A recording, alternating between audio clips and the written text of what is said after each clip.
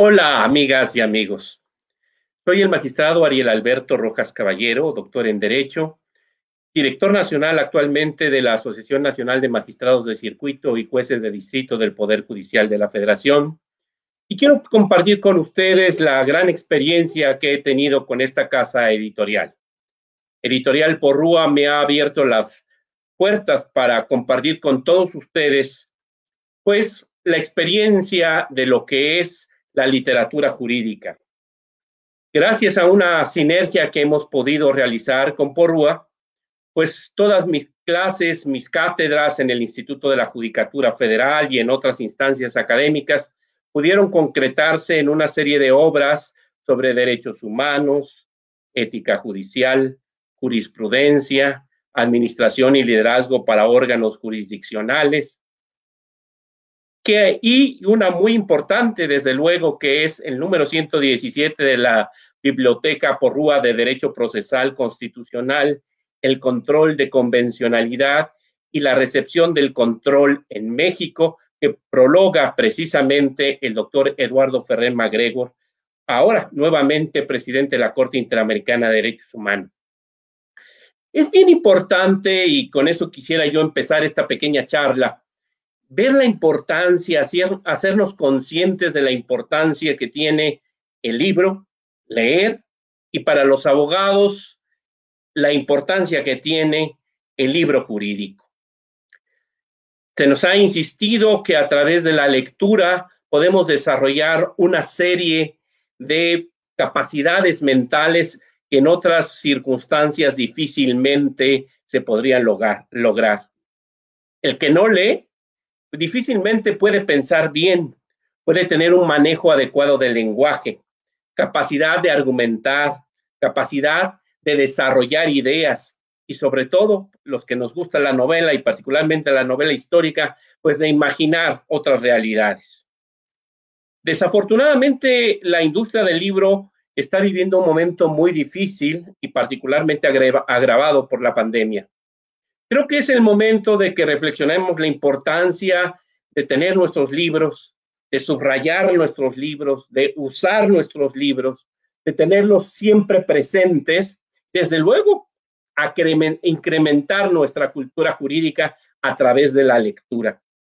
Yo no puedo concebir un abogado capaz sin que cuente con una buena biblioteca jurídica. Yo recuerdo en mis tiempos de estudiante en la Facultad de Derecho de la Universidad Nacional Autónoma de México, que había maestros muy exigentes que para poder tener una calificación satisfactoria, pues había que leer por lo menos 3 libros de cada materia. Y esto es bien importante porque de esa manera conoce uno distintos puntos de vista. Y desde luego, la Biblioteca Porrúa ha sido una punta de lanza en la ciencia jurídica de nuestro país. Pues mi exhortación primero a disfrutar de este acervo jurídico que pone a nuestra disposición la editorial Porrúa. Fíjense ustedes que yo recuerdo también de mi época de estudiante en la Facultad de Derecho de la Universidad Nacional Autónoma de México, pues el honor, el gusto que nos daba estudiar con el autor de un libro. Yo recuerdo y tengo con mucho cariño los libros de mis maestros de la facultad autografiados por ellos. Pero yo siempre les digo a mis colaboradores, bueno, estos libros que ves no solo están autografiados, sino que también están subrayados, están procesados, están aprendidos. Yo creo que esa es la manera de poder tener un desarrollo profesional exitoso si queremos nosotros lograr precisamente un éxito en nuestra carrera profesional. Bueno, vamos a entrar un poquito en materia. Y el tema que nos ocupa hoy es la actualidad de la ética judicial. Y voy a empezar paradigmáticamente con una anécdota que se remonta al siglo XVIII. Dicen que Federico II de Prusia pasaba grandes momentos en un hermosísimo palacio que todavía sobrevive cerca de Potsdam, en Alemania, que se llamaba Sanssouci. Sin preocupaciones es la traducción en español, sin preocupaciones, sin sufrir. Este palacio tipo barroco, rodeado de hermosos jardines, pues tenía un gran problema. que en la parte posterior había un horroroso molino que hacía molestar mucho al rey, a Federico II de Prusia. Por ello es que un día muy molesto el rey fue a ver al propietario de ese molino, que para efectos prácticos ha pasado a la historia como Juan el Molinero, y le dijo que le exigió que le vendiera ese molino. Ante la reticencia del molinero de vendérselo, pues el rey lo amenazó con expropiarle el molino. Y Juan el Molinero, le respondió: todavía hay jueces en Berlín.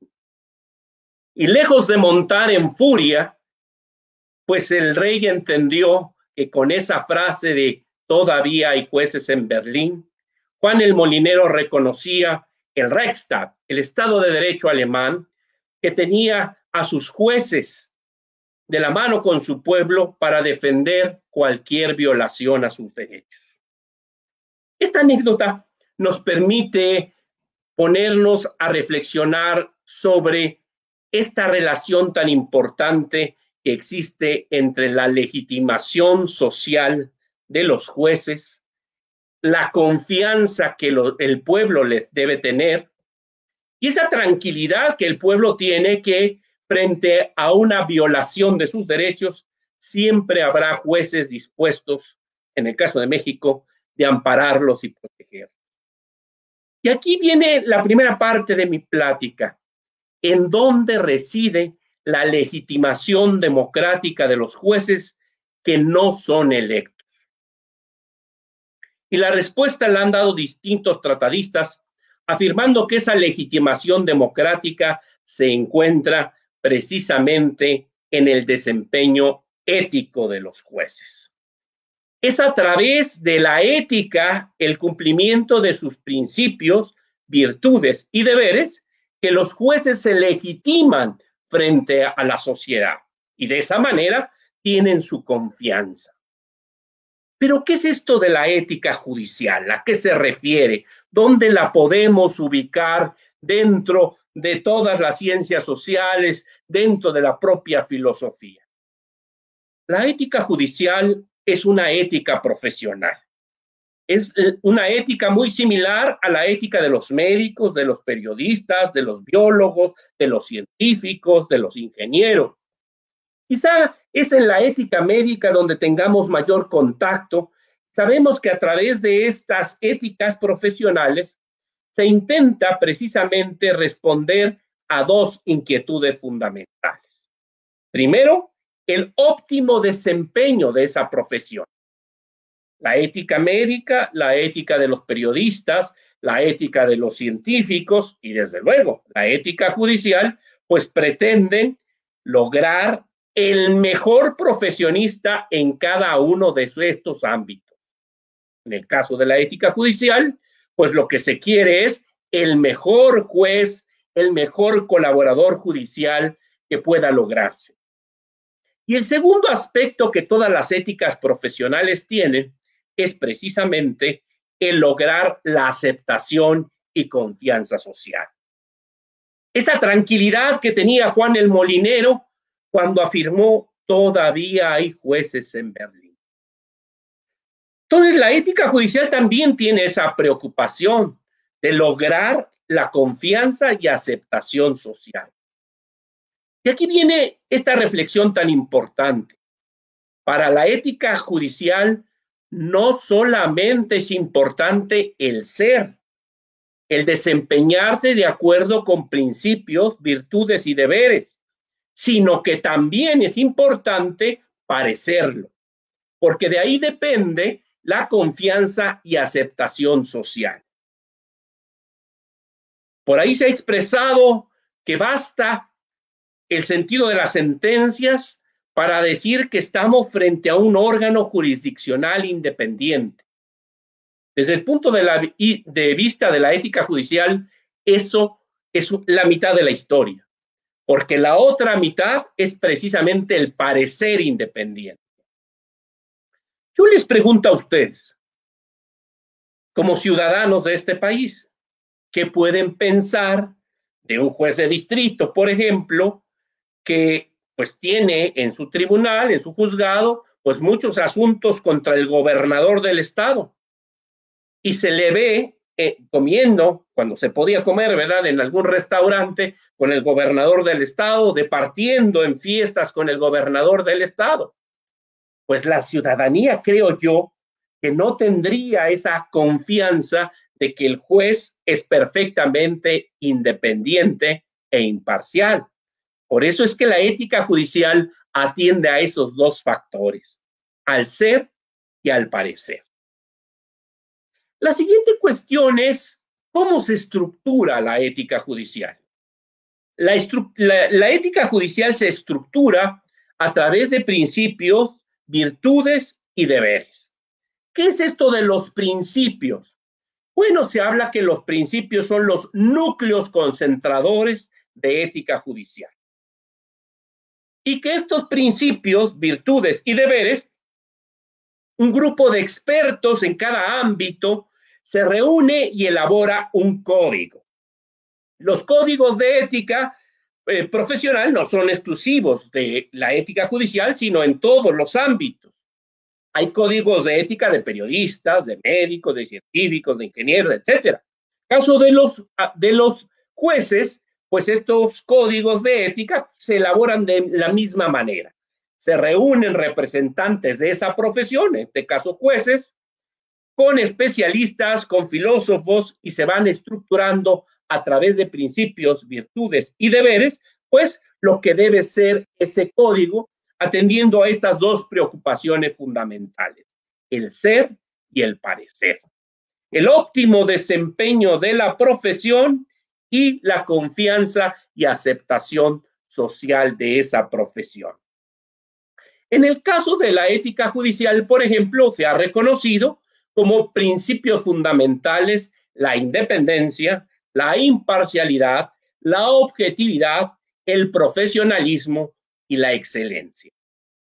Hablemos un poquito de cada uno. La independencia.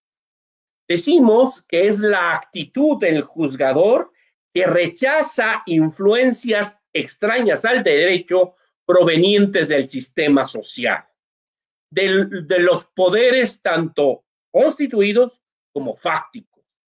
Esto implica que el juez rechaza influencias tanto del poder ejecutivo, del poder legislativo, de la prensa, de los monopolios, de las grandes corporaciones, de la Embajada de los Estados Unidos, de cualquier organización social que pretenda influir respecto del juez.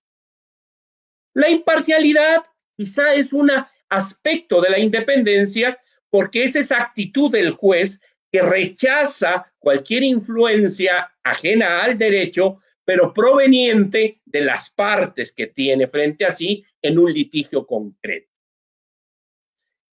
La objetividad es la actitud del juzgador que rechaza influencias extrañas al derecho, pero fíjense ustedes qué cuestión, provenientes de sí mismo. Los prejuicios, las ideas preconcebidas, esa debe ser rechazado por el juez y resolver conforme al derecho. El profesionalismo obliga al juez y a sus colaboradores, porque la ética judicial no se restringe a los juzgadores, sino a todos sus colaboradores, a tener el mejor desempeño profesional, a ejercer de manera seria y responsable la profesión de juzgador o de colaborador de un juzgador. Y la excelencia, en uno de los modelos éticos que se retoman en los códigos, pues es el llamado que se hace a través del desarrollo de las virtudes judiciales a los máximos potenciales del ser humano. La excelencia me permite analizar el modelo de ética de las virtudes de Aristóteles, que es el que se retoma en la mayoría de los códigos que se han expedido en Latinoamérica. Aristóteles decía que una golondrina no hace verano en la retórica, en la ética Nicómaco. En la ética Nicómaco, Aristóteles dice que para llegar a la excelencia se requiere conocer una virtud, actuar conforme a ella, hacer hábitos con esa virtud y finalmente convertirla en conducta cotidiana.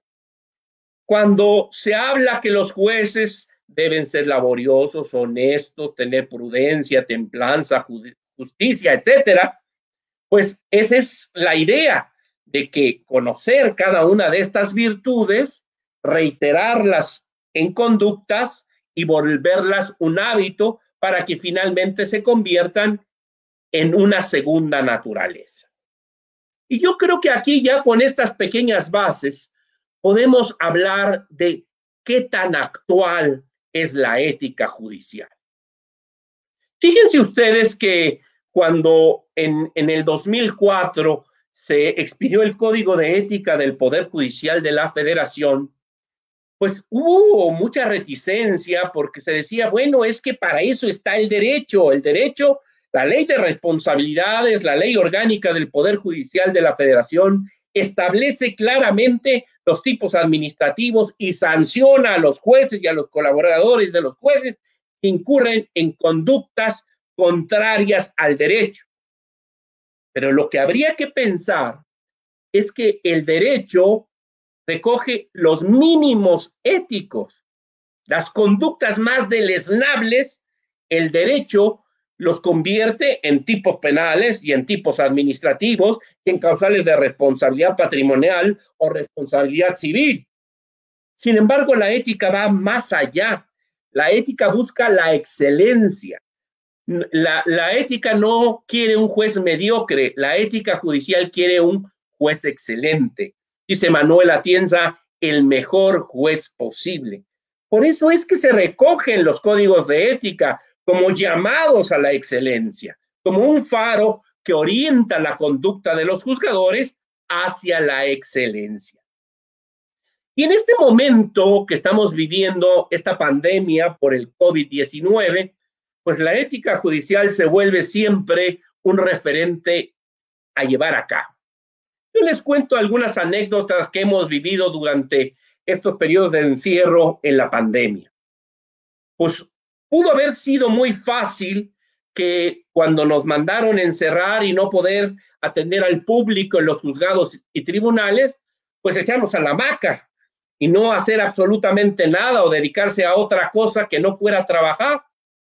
Sin embargo, la actualidad de la ética judicial se hizo presente, por lo menos en el Poder Judicial de la Federación, y como no se estaban recibiendo asuntos, pues esto nos permitió ponernos al día y resolver todos los asuntos que teníamos pendientes, por lo menos tener todos los proyectos para poder después sesionarlos y, desde luego, notificarlos. Este es un ejemplo de la actualidad de la ética judicial, porque pues el mínimo que establece el derecho es, bueno, vete a tu casa y no trabajes. Sin embargo, bueno, pues en un compromiso de profesionalismo, de laboriosidad, de compromiso social, todo esto, principios, virtudes y deberes específicos que da la ética judicial, pues obligó a los juzgadores, nos llamó a los juzgadores y sobre todo a nuestros colaboradores a seguir trabajando, a seguir produciendo, a estar al día y tener los juzgados y tribunales listos para cuando se pudiera volver a recibir al público y atender precisamente cualquier contingencia que se derivara de esta pandemia. Otro ejemplo que creo que es muy significativo de la actualidad de la ética judicial. En todo el mundo, desafortunadamente, los populismos pretenden acabar con los contrapesos al ejercicio del poder. Pretenden acabar con los estados democráticos, con la división de poderes y, desde luego, someter al poder judicial. Esta historia la han documentado perfectamente dos profesores de Harvard en el libro Cómo mueren las democracias. Estos fenómenos se han presentado en Turquía, en Honduras, en Hungría, en Polonia, en Bolivia, desde luego en Venezuela, y esperemos que no se presenten en nuestro país. Y aquí hubo un gran debate, y se lo puedo yo decir abiertamente, en la Asociación Nacional de Magistrados de Circuito y Jueces de Distrito del Poder Judicial de la Federación. Frente a estos ataques a la independencia judicial, frente a estos señalamientos denostativos de la labor de los juzgadores, ¿nos teníamos que quedar callados? Yo alcé la voz y les dije claramente, la ética judicial es tan actual que nos da la respuesta a este interrogante. Ya desde los principios básicos de independencia de las Naciones Unidas, nos dicen claramente, junto con los principios de Bangalore, que la defensa de la independencia judicial es un deber ético también de los juzgadores. Otra vez, una muestra clara de la actualidad de la ética judicial. Pero fíjense ustedes también qué importante es formar a las personas en la ética judicial. Porque hubo un gran debate en la Grecia clásica entre Sócrates y Aristóteles. ¿Era suficiente con conocer las virtudes, saber las virtudes, ser sabio? Y esa era la postura de Sócrates. O además de conocer las virtudes, pues actuar conforme a ellas y hacerlas una segunda naturaleza y llevarnos a la excelencia. Volver esas virtudes un hábito. Y esa es la posición de Aristóteles. La actualidad de la ética judicial nos obliga a conocer los principios, virtudes y deberes de la ética judicial y, por otro lado, pues también actuar conforme a ellas. Cuando el ministro Mariano Azuela Huitrón fue director del Instituto de Investigaciones Jurisprudenciales y de Promoción y Difusión de la Ética Judicial, retomó una publicación que ya tenía el instituto cuando lo dirigió don Juan Díaz Romero, que en paz descanse. Y esta publicación se llamaba Criterio y Conducta. Criterio formado a partir de conocer estos principios, estas virtudes y estos deberes, pero lo más importante, la ética judicial convertida en conducta y en conducta cotidiana. Bueno, ahora vamos a hablar cómo aterriza este tema la actualidad de la ética judicial también en nuestro país. Ya comentábamos que en el 2004 se expide el Código de Ética del Poder Judicial de la Federación. Siendo presidente de la Suprema Corte, don Mariano Azuela Huitrón convoca a una comisión de expertos, de juzgadores que dirigió en su momento el ministro don Guillermo Ortiz Mayagoitia, con la participación de reconocidos magistrados, de un juez de distrito, y era secretario, fíjense ustedes, secretario de esa comisión, el doctor Eduardo Ferrer MacGregor, actualmente por segunda ocasión presidente de la Corte Interamericana de Derechos Humanos. Estas comisiones discutieron cómo se debía elaborar el código, y ahí don Guillermo Ortiz Mayagoitia, con esa asertividad y ese criterio humanístico y jurídico que siempre le ha caracterizado, señaló que si bien es cierto que en el artículo 100 de la Constitución se establecen la independencia, la imparcialidad, el profesionalismo y la excelencia como principios de la carrera judicial, pues también son principios que junto con la objetividad pueden recogerse como principios éticos, como núcleos concentradores de ética judicial. Se recogieron esos principios junto con 17 virtudes a partir de la excelencia. Y así se elaboró en el 2004 el Código de Ética del Poder Judicial de la Federación, que en términos generales podríamos decir que está vigente. Pero la historia continuó y a nivel iberoamericano, como producto de las cumbres, se hace el exhorto para integrar un grupo también de expertos a partir de los trabajos de dos grandes de la ética judicial y del pensamiento jus filosófico, Manuel Atienza y Rodolfo Luis Vigo. Y a partir de un documento elaborado por ellos, se expide el Código Modelo Iberoamericano de Ética Judicial. Y yo siempre he dicho que es un libro de texto para conocer precisamente la ética judicial, porque precisamente por los autores, pues que son profesores, lógicamente se ve el estilo didáctico que se pretende con ese código modelo. Posteriormente, en nuestro país se expidió un Código Nacional Mexicano de Ética Judicial que fue ajustado también y que dio pie a la creación de una Comisión Nacional de Ética Judicial, cuyo secretario era el director del Instituto de Investigaciones Jurisprudenciales y de Promoción y Difusión de la Ética Judicial. Estos tres códigos, yo creo, y así lo expreso en mi libro de Ética Judicial, editado por Porrúa, estos tres códigos creo que nos dan el estándar en nuestro país de lo que debe ser la ética judicial para los juzgadores en México. Y desde luego retoman otras experiencias previas, anteriores, a nivel internacional, como los principios básicos de independencia de Naciones Unidas, los principios de Bangalore, el Estatuto Universal del Juez, el Estatuto del Juez Iberoamericano, y que desde luego, bueno, pues finalmente se concretan en estos tres códigos. En nuestro país, la evolución de la ética judicial ha seguido porque con motivo de la entrada en vigor del Sistema Nacional Anticorrupción, se establece la obligación de que cada entidad pública expida su código de ética y conducta. Y ahí es donde viene mi primera crítica, pues si la ética no se concreta en conducta, pues no sirve absolutamente para nada.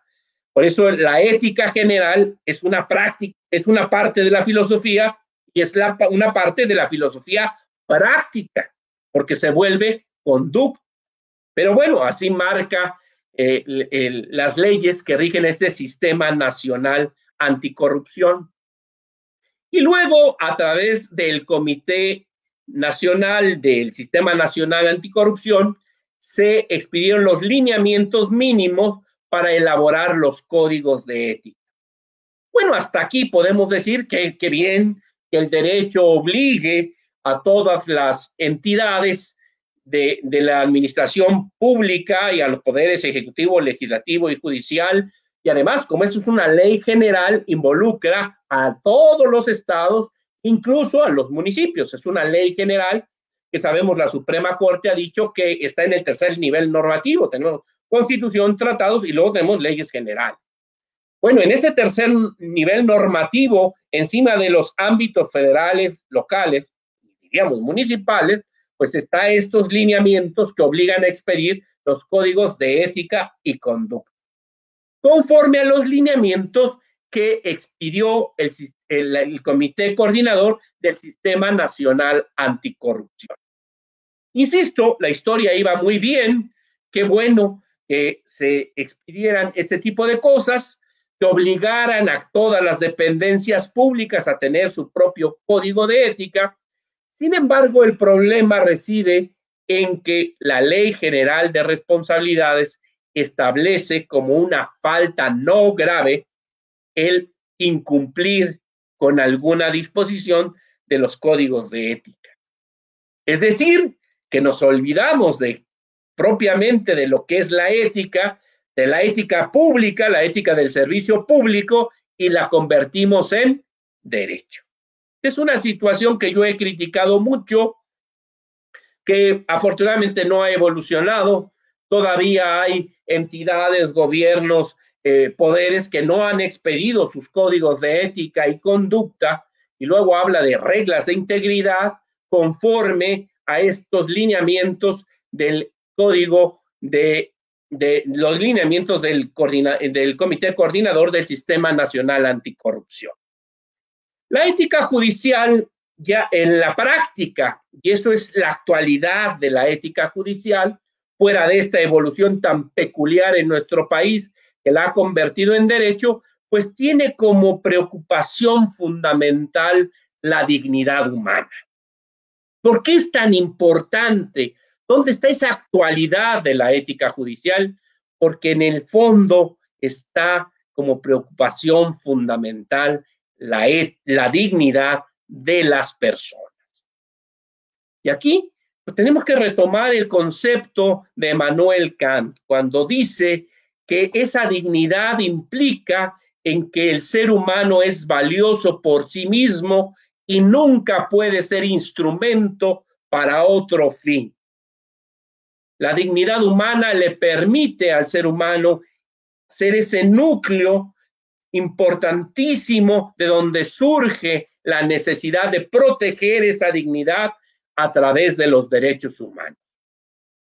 La ética judicial tiene esa preocupación fundamental, ese núcleo esencial es resguardar precisamente la dignidad humana. Como le explico en mi libro de ética judicial, pues la dignidad humana también, no solamente de los justiciables, estamos hablando de ética judicial, sino también de los colaboradores, de los compañeros en los órganos jurisdiccionales.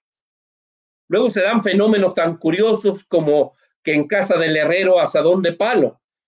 Se habla mucho de órganos que imparten justicia, pero adentro de los órganos jurisdiccionales pues no hay ninguna justicia, ¿verdad?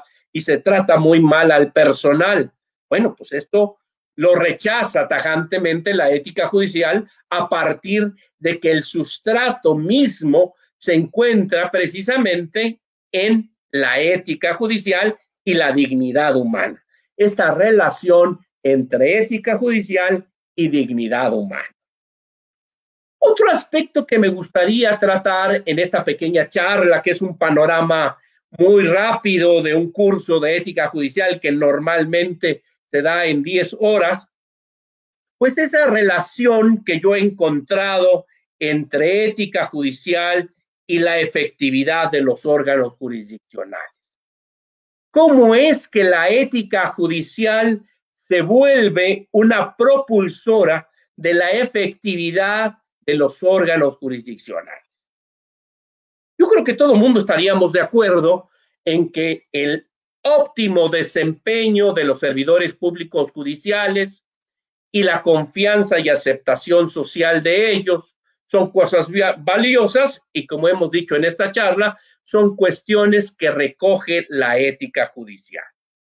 Y también estaremos de acuerdo que la ciudadanía demanda pues un sistema de administración de justicia efectivo, justicia pronta y expedita, como marca el artículo 17 constitucional. Pero tradicionalmente en los ambientes judiciales pues no son concomitantes, como que se ve que la ética judicial va por un lado y la efectividad de los órganos jurisdiccionales va por el otro.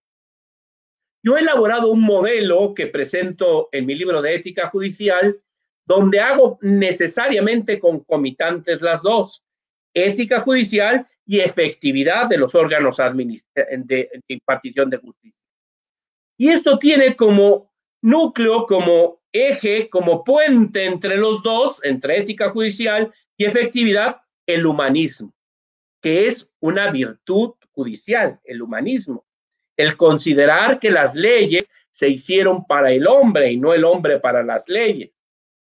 El humanismo permite entender que solamente a través de la ética judicial, el respeto a sus principios, virtudes y deberes, se puede lograr la efectividad, digamos, sostenida de los órganos jurisdiccionales. Y aquí retomo, bueno, algunas de las cuestiones que desarrollé en otro libro que publiqué con Editorial Porrúa, que se llama Administración y Liderazgo para Órganos Jurisdiccionales. ¿Cómo es que la ética judicial se vuelve una propulsora de la efectividad a través del puente del humanismo, y esto solo puede lograrse aplicando los principios que establece la ciencia administrativa, el procedimiento administrativo y desde luego dirigir los órganos jurisdiccionales con liderazgo. Si esto no se logra, si no se puede aplicar la ciencia administrativa, pues lógicamente ni se podrá respetar la ética judicial y atentaremos contra la dignidad de las personas. En este libro que les comento de Administración y Liderazgo para órganos jurisdiccionales, pues yo expongo experiencias de vida desde que fui secretario de Estudio y Cuenta en la Suprema Corte, en la ponencia del ministro Mariano Azuela Huitrón, mi experiencia de 9 años de juez de distrito en Boca del Río, Veracruz, y actualmente pues mi experiencia ya de 11 años en un tribunal colegiado de circuito aquí en Guanajuato. Pues es precisamente esas experiencias de vida donde me permiten reafirmar una y otra vez la pertinencia de aplicar estos principios administrativos y de liderazgo para poder lograr la efectividad de los órganos jurisdiccionales. Pero la ética judicial es el arma secreta que permite todavía potenciar más estos desarrollos administrativos y de liderazgo. Creo que esto es importante tenerlo en cuenta. Esto es la actualidad de la ética judicial. Fíjense ustedes que la semana pasada organizamos un congreso internacional en la Asociación Nacional de Magistrados de Circuito y Jueces de Distrito del Poder Judicial de la Federación, y tuvimos la participación, yo creo que 2 figuras de talla mundial. Estuvo con nosotros la juez de la Corte Suprema de Estados Unidos, Sonia Sotomayor, y tuvimos también la presencia del doctor Diego García Sayán, que es el relator de Naciones Unidas para la Independencia de los Magistrados y Abogados. Yo creo que de la participación de ellos dos puedo obtener algunas cuestiones que quisiera compartir finalmente con ustedes para reafirmar la actualidad de la ética judicial.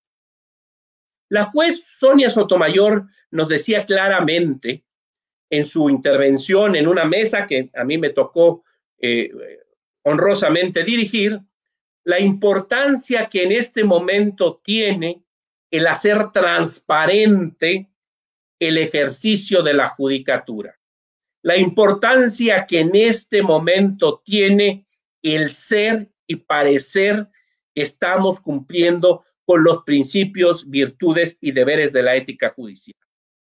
Imagínense ustedes, lo dice una juez de la Corte Suprema de los Estados Unidos, que creo que tiene los sistemas judiciales más sólidos del planeta.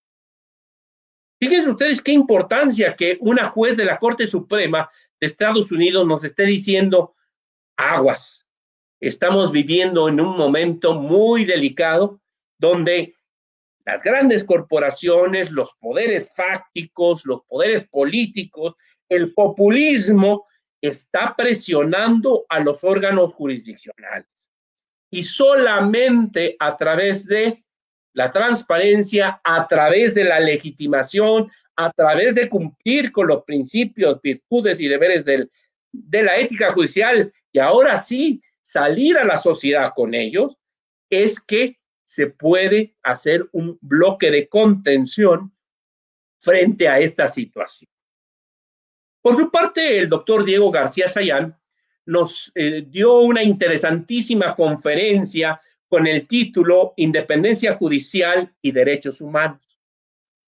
Y aquí es bien importante y creo que viene a reforzar precisamente la actualidad de la independencia judicial como un principio fundamental de la ética judicial.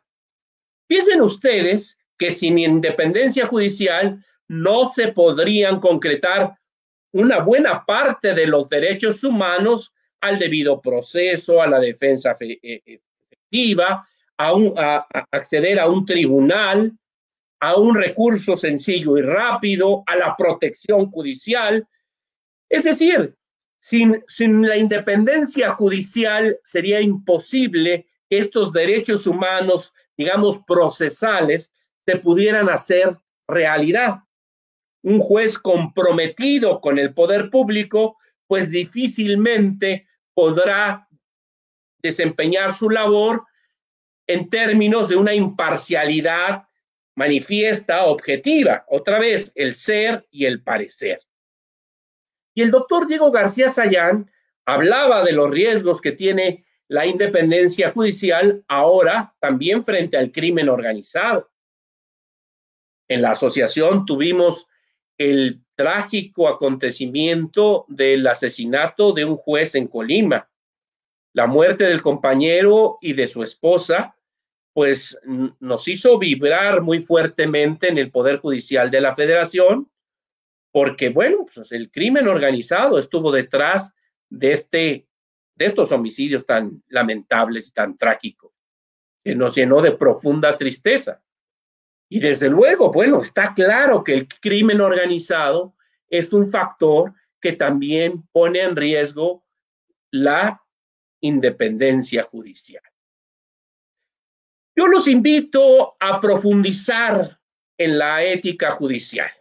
Pongo a su disposición mi libro de ética judicial publicado por esta casa editorial, donde ustedes pueden consultar un marco teórico importante sobre la ética judicial, su desarrollo, la distinción entre ética judicial y derecho, y algunas de las ideas que aquí comenté rápidamente podrán profundizar en ellas.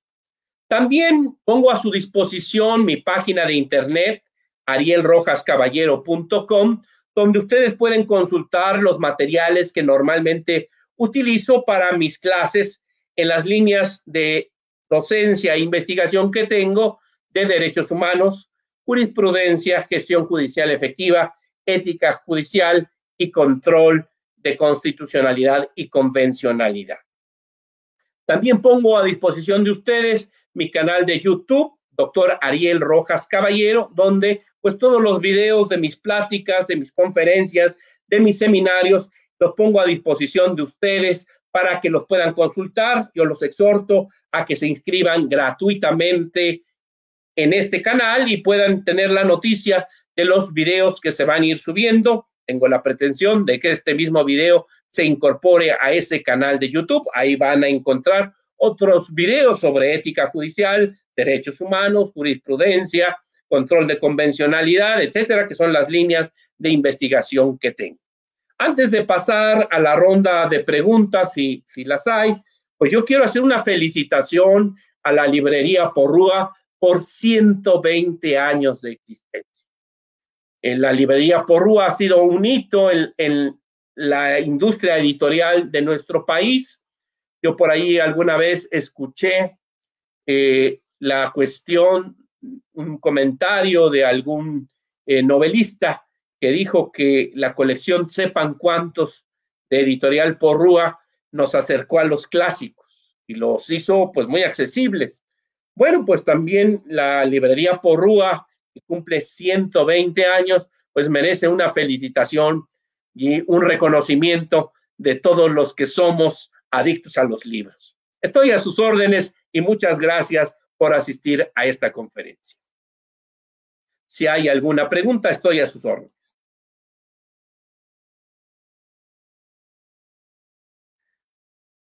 Me está escribiendo mi amigo el doctor Manuel Vidaurri. Pues sí, compartimos el mismo gusto por la lectura, doctor. Un saludo también muy afectuoso. ¿Algún otro comentario? Bueno, precisamente nos hace una pregunta.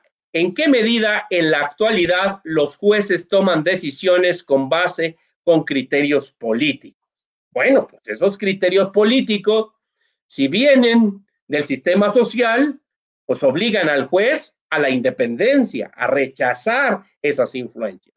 Y esos criterios políticos vienen de las partes, pues nos obliga a actuar con imparcialidad y rechazar esas influencias. Y si esos criterios políticos vienen de uno mismo, pues es objetividad y nos obligan a rechazarlos. Y aquí esto me permite también un poquito ahondar esta pregunta de Amparo Maínez, en el sentido de que, bueno, se ha criticado qué tan objetivos en un momento dado pueden ser los jueces cuando tienen una ideología determinada. Bien sabemos que, sobre todo en los tribunales constitucionales, se dice hay liberales y hay conservadores, ¿no? El presidente Trump acaba de nominar a una jueza conservadora. Bueno, pero estas influencias están dentro de una concepción jurídica, pues no son influencias extrañas al derecho. Bien sabemos que dentro de la filosofía del derecho hay corrientes y hay corrientes de ideología del derecho. Hay un positivismo, hay una cuestión del derecho natural y bueno, ahora un resurgimiento a través de lo que se ha llamado el neoconstitucionalismo, a bueno, ese gran poder que ahora los jueces tenemos y en nuestro caso concreto en México es a través del control difuso que se puede hacer realidad muchos de esos grandes poderes del juez, pero finalmente para hacer prevalecer a los derechos humanos. Yo escuché pues en estos tiempos de encierro un duelo entre García Amado y Manuel Atienza sobre el tema de la ponderación. Manuel Atienza hablando de que la ponderación debe ser más expansiva y por el otro lado García Amado hablando de que pues la ponderación cuando es necesario ponderar. Bueno, si uno toma postura frente a uno, frente a Atienza o a García Amado, pues no se podrá decir que uno no sea objetivo, sino que ya dentro del mismo derecho, bueno, pues ya tiene precisamente pues una concepción, pero es dentro del derecho, no afuera del derecho. No sé si hay otra pregunta. Ingrid López Cano nos dice, ¿cuál es el principal desafío de la ética judicial en esta época contemporánea? Pues yo le diría que serían los mismos desafíos que siempre han sido. El correcto desempeño de la profesión, y en este caso de la profesión de juez y de sus colaboradores, porque la ética judicial no solo se limita al juez, sino a los colaboradores del juez. Y lo otro, buscar la aceptación y confianza social. Y yo creo que aquí está el reto, si quisiéramos responder a esta pregunta de forma muy quisquillosa, muy puntillosa. Creo que el mayor reto en este momento es la confianza y aceptación social. ¿Por qué? Porque pues los otros poderes del Estado, los poderes fácticos, pues tienen a su disposición pues los medios de comunicación social, tienen a los bots, tienen una serie de mecanismos para influir en la opinión pública. Y desafortunadamente en los jueces tradicionalmente ha habido la reticencia a salir a los medios, ha habido un gran debate si se puede acudir a las redes sociales para difundir las decisiones, incluso hay una recomendación de la Comisión Nacional de Ética Judicial que dice que esto no es conforme a la ética. Y bueno, pues creo que ahí está el gran reto, la confianza y aceptación social, como bien lo señaló la juez Sonia Sotomayor en nuestro Congreso Internacional. ¿Otra pregunta?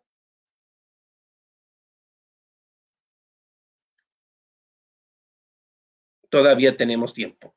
Lorena Pérez Guerrero dice, ¿qué juristas clásicos y contemporáneos cree usted que destaque por su proceder ético?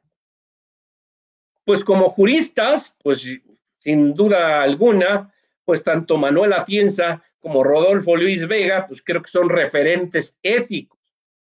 Y hablando un poquito de la judicatura, a mí me consta el desempeño ético pues de mi jefe en la Suprema Corte, don Mariano Azuela Huitrón, de don Juan Díaz Romero, que en paz descanse, de don Guillermo Ortiz Mayagoitia, me consta ese desempeño, esa vocación de trabajo, cubrir no solo los mínimos, sino llegar a los máximos en el desempeño profesional, pero además cuidarse, parecer imparcial, parecer independiente, no involucrarse en cuestiones políticas. Creo que ese es un referente ético.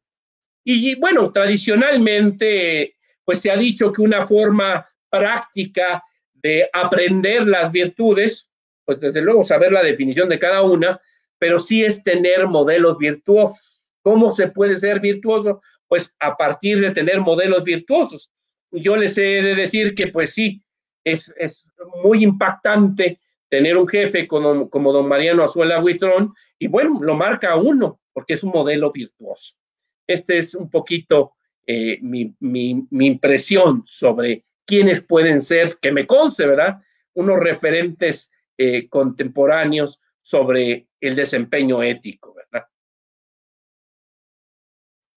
Josué Ramírez, ¿qué tan ético resulta mantenerse alejado de las partes y centrar las resoluciones exclusivamente a lo que existe en el expediente? Bueno, esto ha sido un gran debate. Esto ha sido un gran debate. La justicia de papel frente a la justicia que ahora tenemos en nuestro sistema acusatorio penal y que tendremos ya en movimiento en la justicia laboral dentro de la etapa de juicio. Sí, creo que es importante, y fíjense ustedes que también es algo que de lo que se platicó con la juez Sonia Sotomayor y el juez Gelpi de Puerto Rico y un compañero magistrado, el magistrado Carlos Soto, que es muy activo en las redes sociales, seguramente algunos de ustedes lo siguen, es un compañero magistrado muy brillante, Carlos Soto, y bueno, se hizo esa pregunta referida a este momento de pandemia. Si a través de la justicia digital, si a través de las videoconferencias, pues se puede tener esa sensibilidad para resolver los casos. Y yo creo que aquí la respuesta a la que creo que llegamos uniformemente en esa mesa fue muy ilustrativa para mí. Yo creo que hay algunas ramas del derecho, algunos tipos de juicios que pueden ser digitales y que pueden llevarse a cabo a través de un expediente. La tendencia mundial antes de la pandemia era hacia la oralidad. Creo que es ideal en un momento dado que un juez familiar pues pueda ver a las partes, pueda entrevistar a los menores involucrados, lo mismo que un juez penal.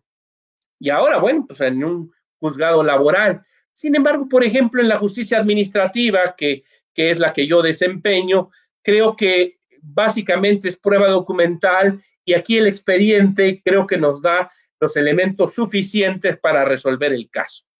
Y yo creo que esto va de la mano porque finalmente el profesionalismo nos obliga a atender, bueno, a esos estándares legales y llevarlos al máximo. Entonces, la respuesta sería, creo que depende de cada juicio.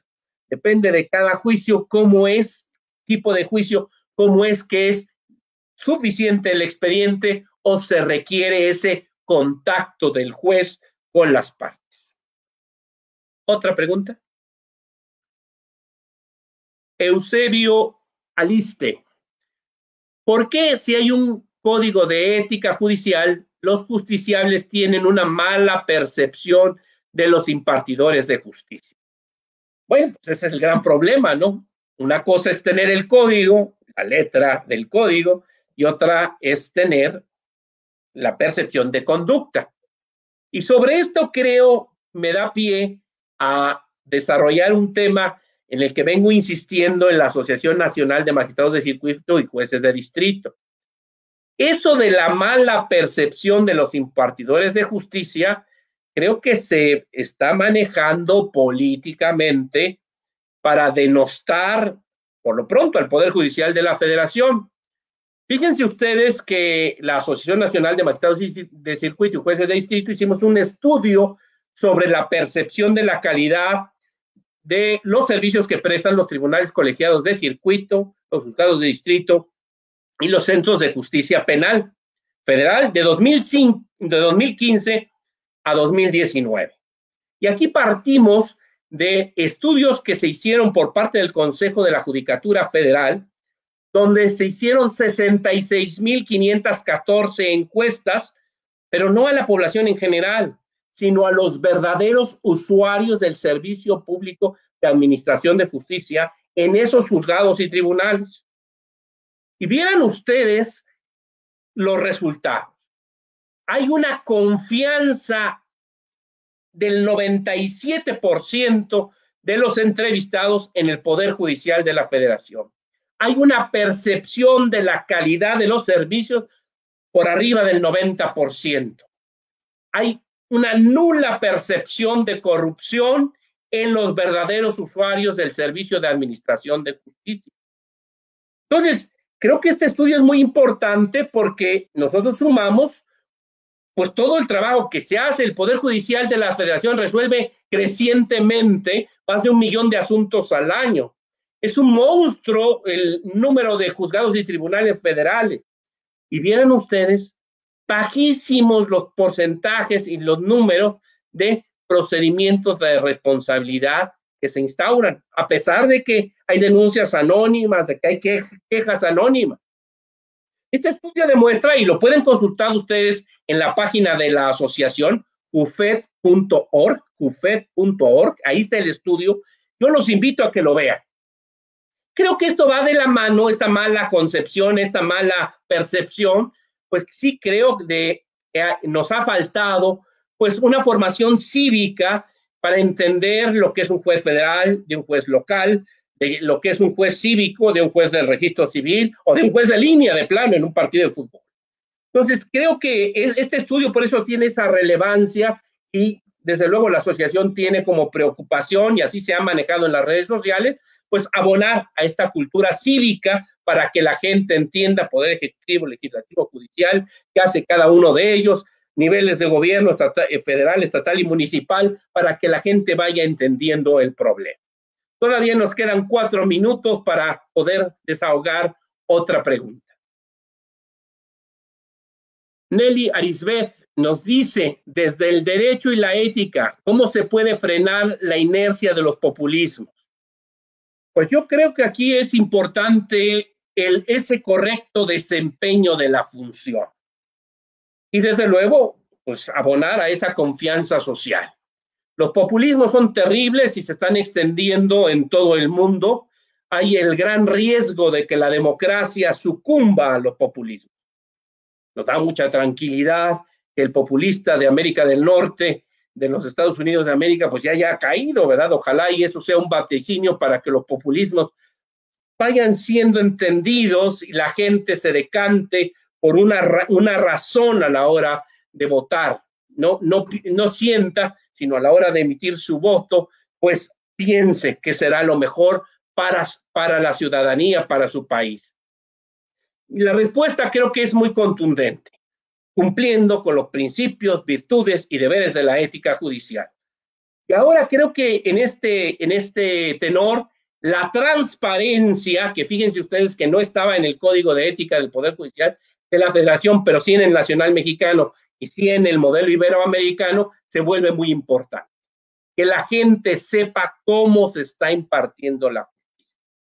También aquí quiero anunciar que la Asociación Nacional de Magistrados de Circuito y Jueces de Distrito, pues ya tiene un proyecto de nuevo Código de Ética, porque como asociación queremos actualizar el Código de Ética del Poder Judicial 2004 y asimilar estos 3 códigos, actualizarlo incluso con los lineamientos del Sistema Nacional Anticorrupción, también en la página jufet.org, dentro de lo que vamos a discutir en nuestra Asamblea Nacional el próximo 30 de noviembre, pues está este proyecto de nuevo Código de Ética que va a ser aplicable, desde luego, a los asociados y a las asociadas de nuestra organización.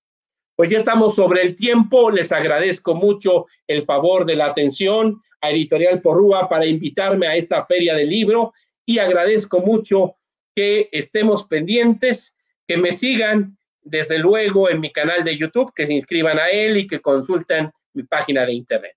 Muchas gracias.